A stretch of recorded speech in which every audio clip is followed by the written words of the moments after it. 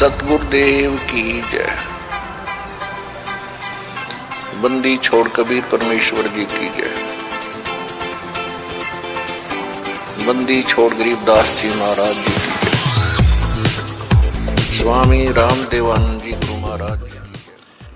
एक भक्त ने प्रश्न किया कि जैसे आप बता रहे हो कि 1 लाख जीवों का ये आहार करता है और 1.25 लाख की उत्पत्ति करता है, तो जो 25,000 प्रतिदिन उत्पन्न होते हैं वो कहाँ जाते हैं, और फिर ये 25,000 आए कहाँ से, ये भी मन में शंका आती है। ये जितने भी आत्माएं यहाँ पर 21 ब्रह्मांड में आनी थी वो पहले ही आ चुकी हैं।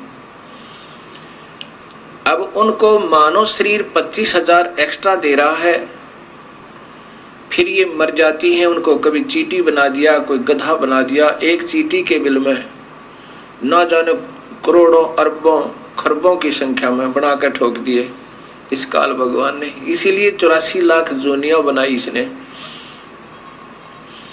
और नाना प्रकार के कष्ट दे रहा है। ये आना जाना कहीं नहीं है, ये पहले जितनी आत्माएं आनी थी इस माई के अंदर प्रवेश है, और ये इस निरंजन की आज्ञा से उत्पत्ति करती है। और साथ में फिर इन्होंने अपना एक अलग सिस्टम बनाया,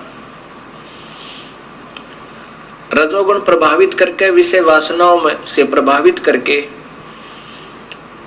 ये सभी जीवों से स्वयं ही उत्पत्ति करवाते हैं।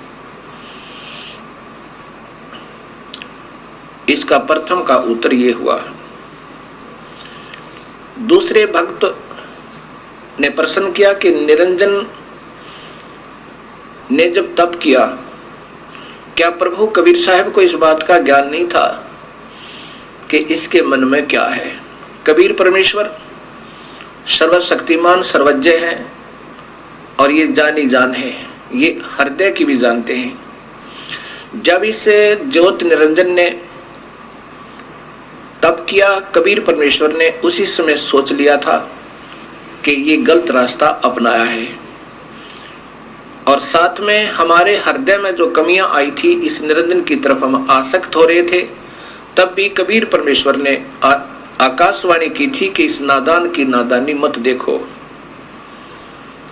तो हम हृदय से तो इसको चाहते रहे और ऊपर से हम चुप रहे।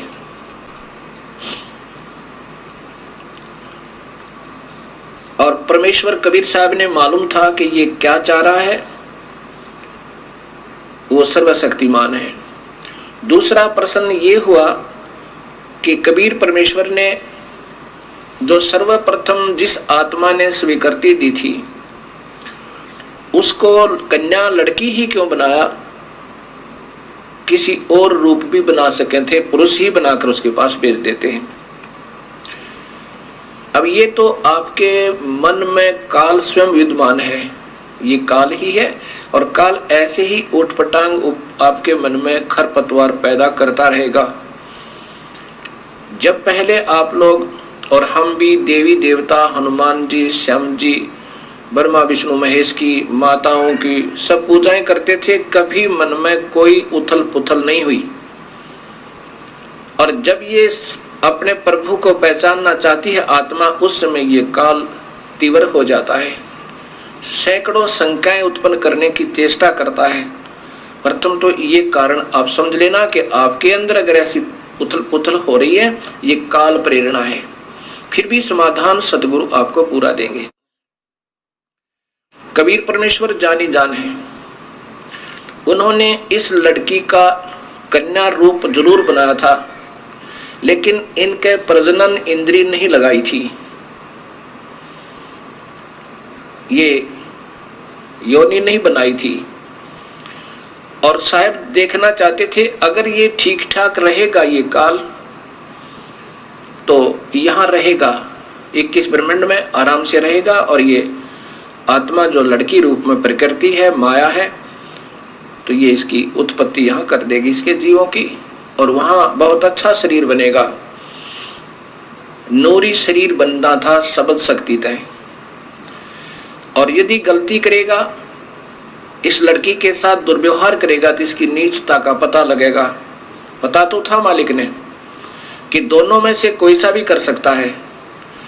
और साथ में हमने जो अपनी पतिव्रता पद से हम गिरे थे, हमें भी अक्ल लगानी थी कि एक बार ये काल के जलों में चले जाएंगे, उस काल के दुख ने उठा लेंगे और फिर मैं इनको वापस लाऊंगा, ये फिर कभी नहीं भटकेंगे।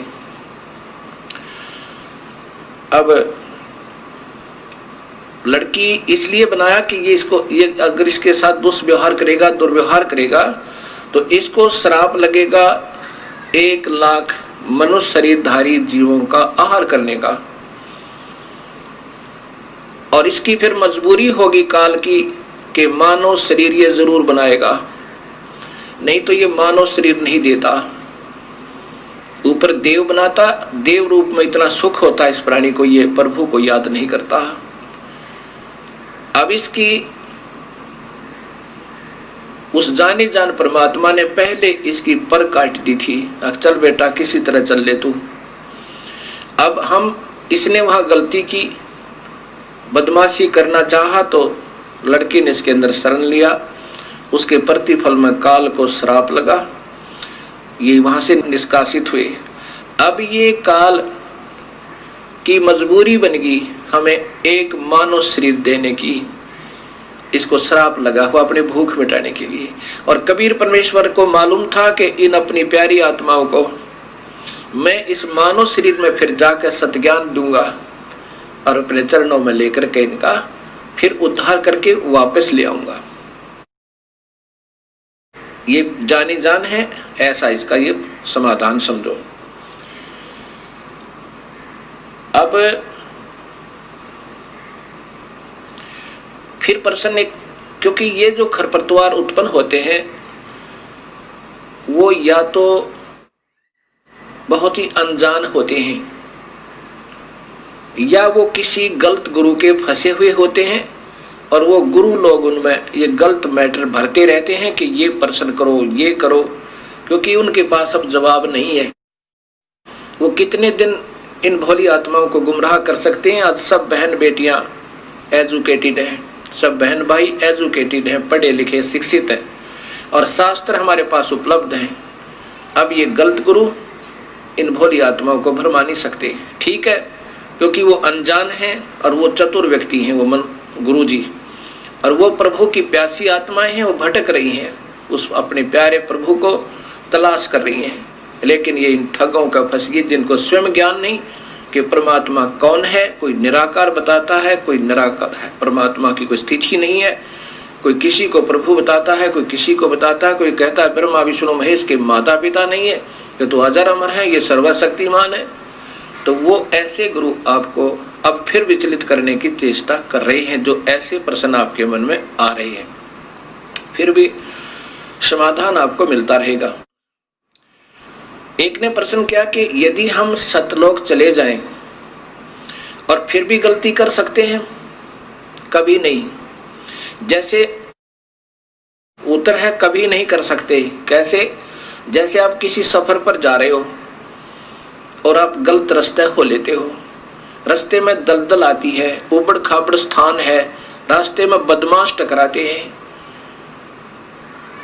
और आपको कोई पहले कह रहा होता कि इधर से जाओ, रास्ता लंबा बेशक है पर ठीक है, और आप ने अपनी सूझबूझ से उधर चलना शुरू कर दिया हो। रास्ते में बदमाश टकरावे और आपको तंग करें, आप क्या सोचोगे? यही सोचोगे, हे प्रभु अब के ठीक ठाक यहाँ से बचा दो, इस रास्ते जिंदगी भर नहीं आएंगे, और ऐसा ही करोगे। एक बार अब हम काल की पीड़ा से, अपने ही नादानी से, अपने ही कमजोरी से आज हम पैर पे कवाड़ा मार के स्वयं ही दुख पा रहे हैं, और वो दयालु अब भी हमारे पीछे पीछे घूम रहे हैं, और हमें फिर अपने शरण में लेना चाहते हैं। अब इसकी एक बार हम वहां पहुंच जाएंगे इधर देखेंगे नहीं जिंदगी में कभी भी, हम इधर थूकेंगे भी नहीं, क्योंकि जब हम यहां से चले जाएंगे तो इस खतरों का हमें और विशेष ज्ञान होगा। इसलिए हम दोबारा इधर नहीं आ सकते। हम तो गलती कर नहीं सकते और अन्य करेंगे, उनको फिर सजा मिलेगी। दूसरा प्रश्न और प्रश्न किया कि जैसे स्थूल शरीर को तो हम फूंक देते हैं, ये 5 तत्वों का शरीर है, कोई जला देता है, कोई कब्र में गाड़ देता है, कोई जल प्रवाह कर देता है, और कोई किसी प्रकार से इसका अंतिम संस्कार कर देते हैं, मिट्टी को मिट्टी में मिला देते हैं। फिर ये खाने वाली बात समझ में नहीं आई, वो खाता किस चीज को है काल। अब यही सोच अधूरी हमारी, तभी तो हम यहाँ उलझे हुए हैं। अब जैसे बादाम आपने देखा होगा, बादाम के ऊपर का कवर खाने का नहीं होता, छिलका नहीं खाने का होता, उसके अंदर एक और गिरी होती है, वो खाई जाती है। ऐसा ये फॉर एग्जाम्पल समझो। वास्तव में कैसा है कि मानव शरीर में जितने भी हम चटपटे खट्टे मीठे पदार्थ आहार करते हैं, क्योंकि मन स्वयं काल है और इसकी आदत है चटपटे भोजन खाने की, मांस मिट्टी शराब सुल्फा पीने और खाने की, क्योंकि इससे इस सूक्ष्म शरीर में इन आहारों से सूक्ष्म इस स्थूल शरीर के द्वारा सूक्ष्म शरीर में एक ऐसा द्रव तैयार करवाता है कि जो उस सूक्ष्म शरीर के अंदर लेप हो जाता है। उसमें जैसे स्पंज सोख लेती है, पानी को चूस लेती है, ऐसे वो सूक्ष्म शरीर इन व्यसनों को जो हम सारे जीवन में आहार करते हैं, पान करते हैं, कोई शराब पीता है, कोई सुल्फा पीवे, कोई अफीम खावे, कोई नाना प्रकार के चटपटे भोजन आहार करता है, उससे स्थूल शरीर की परवरिश होने के बाद भी कुछ मैटर बच जाता है और उसका फिर लेप उस सूक्ष्म शरीर, इसके अंदर एक ऐसा ही सूक्ष्म शरीर है, उसके अंदर लिप्त हो जाता है, जम जाता है। उस सूक्ष्म शरीर को ऊपर ले जाके अपनी तपस्या पर फिर ये जला भून भून के बुरी तरह तड़फा तड़फा के उसमें से वो माल छुटवाता है, वो द्रव छुटवाता है। और ये इतना पीड़ा होती है इस जीव को, ये चिल्ला चिल्ला के बुरी तरह रोता है और फिर बेहोश हो जाता है। और जब इसमें से सारा मैटर निकल लेता है, इसने ऑटोमेटिक सिस्टम बनाया हुआ है, फिर इनको वहां से उड़ा देता है। फिर ये आकर के धर्मराय के पास लेखा जोखा करवाते हैं। फिर कर्म आधार पर इनको फिर 84 लाख जूनिया स्वर्ग नरक आदि प्राप्त होते हैं। और फिर कर्म आधार पर स्वर्ग नरक 84 लाख जूनिया ये अलग से फिर इस ये काल इनको देता है, ये दंड अलग से होता है। और जीव अजर अमर बताया है, ये मरता नहीं, जीव नहीं मरता, लेकिन इसकी दुर्गति मरने से भी बदतर हो जाती है और फिर कर्माधार पर ये अपने संस्कारों को भोगता रहता है। एक भक्त आत्मा का प्रश्न, ये तो बिल्कुल ही नादान आत्मा का प्रश्न हो सकता है जो उसने किया। उस भक्त आत्मा ने कहा कि महाराज जी, हमने पहली बार आपके मुख से ये सतलोक सुना और शास्त्रों में प्रमाणित देखा। ये तो हृदय ने स्वीकार कर लिया कि वो स्थान सत्य है जो आप बता रहे हो, और वो भक्ति भी सत्य है और वो मंत्र भी सत्य है जो आपने प्रमाणित बताए कि इन 3 मंत्रों से मुक्ति होगी। वो वेदमय प्रमाण है, गीता भी प्रमाण देती है, तो इससे बड़ा प्रमाण इस पृथ्वी पर नहीं हो सकता। अब मुझे डर लग रहा है कि कहीं मैं आपसे उपदेश ले लूं और आपकी सत्साधना से मैं सीधा सतलोक चला जाऊं और कहीं वहां कोई भी ना मिले, मैं अकेला ही पहुंच जाऊं तो वहां मेरा दिल नहीं लगे। तब मैंने उससे कहा, नादान, आप इस काल लोक में कितने सुखी हो, कभी गधे बनोगे, कभी सूअर बनोगे, 84 लाख जोनियों में कष्ट उठाओगे, यहाँ क्या दिल लग रहा आपका। वो नादान क्या कहता है जी, यहाँ घूमते फिरते तो नजर आते हैं गधे बनकर भी, दिल लगा रहता है। अब यहां हमारी सोच इतनी गिर चुकी है कि यहां पीड़ाओं पर पीड़ा सहन करते करते भी हमारा हृदय यहां से दूर जाने को नहीं करता। ये कारण क्या है? ये भगवान विष्णु जी की मेहरबानी है। इसने हमारे यहाँ एक सतिथि बनाई हुई है, हमारे को यहाँ पर फंसाया हुआ है, यहाँ से हमारा हृदय नहीं हिलने देते। इसलिए इस त्रिगुणमयी माया कहा है। ब्रह्मा हमारे अंदर रजोगुण पैदा करता है, यहाँ के ठाठो बाट की उपलब्धि के लिए ना जाने क्या क्या अनर्थ कर देते हैं हम, और फिर ये हमारे पास रहते भी नहीं। ना कार रहती है, ना कोठी रहती है, ना संतान रहती है, ना संपत्ति रहती है। और जब तक ये शरीर रहता है हमारी वृत्ति ये खराब रहती है, ये भी जोड़ दूं, ये भी बना लूं, ये सुविधा उपलब्ध कर लूं, ये शरीर ही छूट जाता है, फिर ये प्राणी रो रो के टक्कर मारता है। अब ये सत्ज्ञान से धीरे धीरे आपका हृदय यहां से हट जाएगा।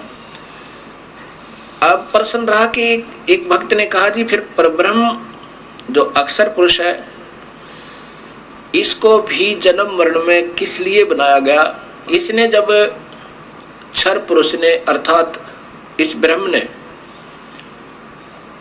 तप किया और राज्य प्राप्त किया, 21 ब्रह्मांड जब इसने पाए काल ने, उस समय इस अक्षर पुरुष के मन में भी ये आया कि क्यों ना मैं भी अपना अलग स्थान बना लूं। अब वहां पर इतना भी कमजोरी अगर आ जाती है तो भी ये जीव वहां रहने के योग्य नहीं होता। अब ये जो गलतियां वहां पर होनी थी वो हो चुकी, और इन गलतियों के कारण अन्य जो बची हुई आत्मा है वो बिल्कुल सावधान होगी, अब वो गलती नहीं करते। अब जैसे कोई जा रहा हो और एक को पागल कुत्ता काट ले और बाकी भी जा रहे हैं और फिर वो रोता हुआ भाग रहा है, इधर पागल कुत्ता है तो उधर कोई नहीं जाएगा, सब वापस भाग लेंगे।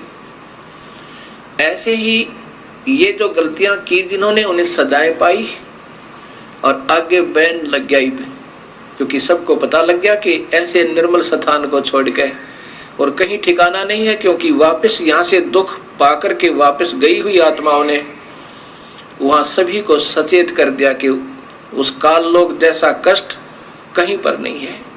हमने गलती की और हमारे दयालु परमेश्वर ने हमारे ऊपर फिर रहम किया। ये परब्रह्म की जो का 7 संख ब्रह्मांड बनाए, उसमें कुछ आत्माएं इन सब के आने के बाद इनके भी कुछ हृदय में इनकी आत्मा यानी अब एक भक्त ने प्रश्न किया कि जब वहां मन तो है ही नहीं, आप ही बता रहे हो कि काल ही मन है और मन वहां है नहीं, तो फिर आत्मा वो मन कैसे हुआ उस निरंजन में? अब ये आत्मा भी की भी सोच होती है। मन तो यहाँ इस काल लोक में है, यहाँ इसने डबल बना रखा है, अपना भी प्रभुता मन इस आत्मा की सोच को यहाँ बिल्कुल खराब कर देता है, और आत्मा की भी अपनी सोच होती है। तो वहां अपनी सोच से उन बाकी कुछ आत्माओं ने जो 7 संख ब्रह्मांडों में कुछ आत्माएं ऐसी हैं जिन्होंने भी ये सोचा था कि शायद हम भी उसमें स्वीकृति दे देते तो वहां चले जाते, इनके मन में ऐसा आया था, और उनकी भी सजा इनको इतनी ही मिली कि इस पारब्रह्म का अलग से एक स्थान बनाया और उसमें उन बाकी की आत्माओं को वहां भेज दिया।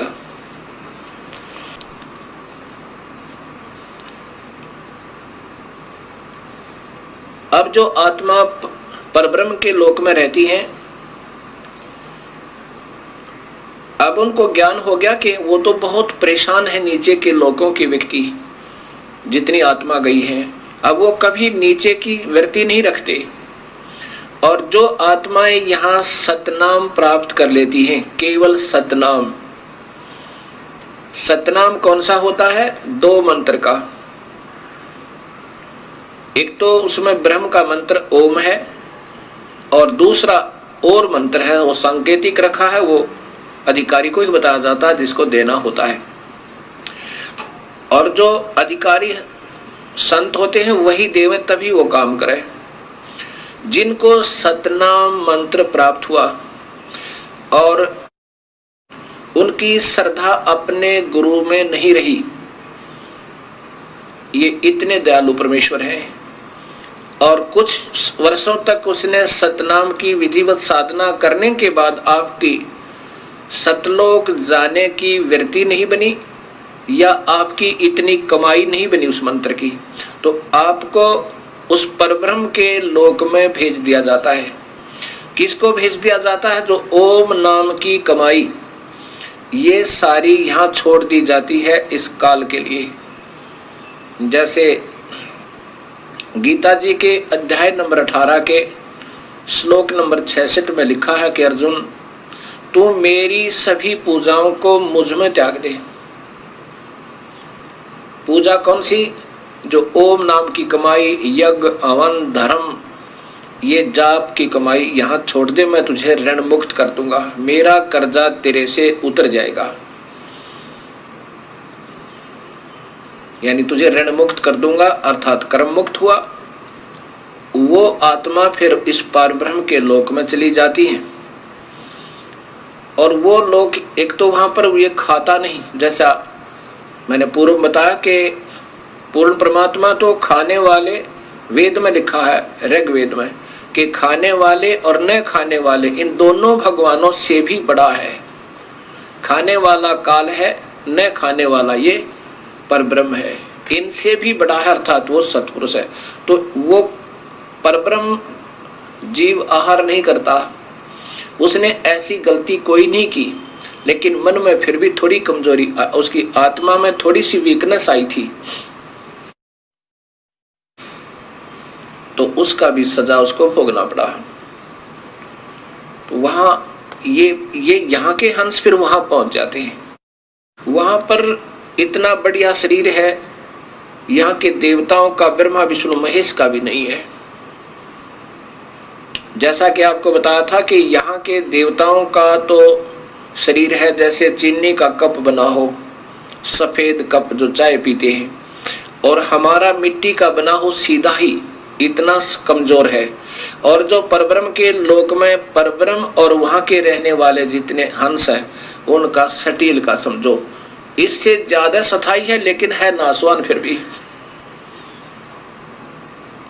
अब ये सोचकर इस पर ब्रह्म को समझना, इसकी उत्पत्ति यूं हुई।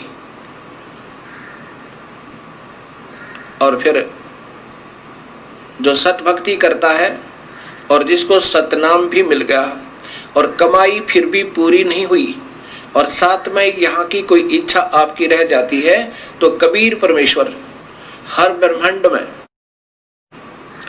अपना अलग स्थान बनाकर रहता है। इन आत्माओं को जिनकी अधूरी कमाई है, भक्ति पूरी नहीं हो पाई, कि काल के ऋण से मुक्त अभी नहीं हो पाए, और परब्रह्म का भी, क्योंकि परब्रह्म के लोक को पार करना है, उसका भी ऋण देना है। वो दूसरे मंत्र से, तत् मंत्र से कमाई करनी है, वो तत् मंत्र संकेतिक है। इन दोनों का मिलकर जब ये योग्य हो जाएगा, दोनों का ऋण उतरने योग्य हो जाएगा, तब ये कबीर परमेश्वर इनको सारनाम देकर, सारनाम की कमाई साथ करवा कर और फिर यहाँ से सतलोक ले जाएगा। जब तक आपकी पूरी कमाई नहीं बनी होगी तो आपको यहीं रखेगा, और आपकी थोड़ी बहुत भी इच्छा इस लोक में रह जाती है तो भी इसी ब्रह्मांड में एक स्थान ऐसा है, वहां कबीर परमेश्वर आपको रखेगा। वहां पर आपको तपतशिला पर नहीं जाने देगा, तपतशिला पर नहीं जाने देगा, और न ही कुत्ते गधे सुअर बनने देगा, क्योंकि आपकी कमाई इतनी हो जाएगी और साथ में आपके पाप कर्मों परमेश्वर कबीर साहब काटता रहेगा। जब ही नाम हृदय धरो भयो पाप को नासे, जैसे चिंगारी अग्नि की पड़ी पुराने गा।